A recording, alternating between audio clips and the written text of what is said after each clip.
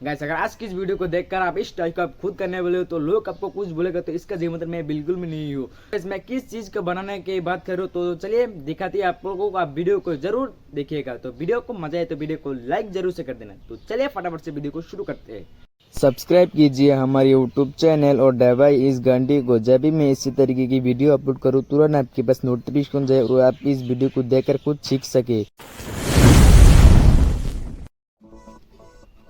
कैसे यार ये बोतल, इससे ही धमाकेदार चीज बनेंगे। इस बोतल को ऐसे काट लेना चाहिए, मैं इसको काट लेती हूँ।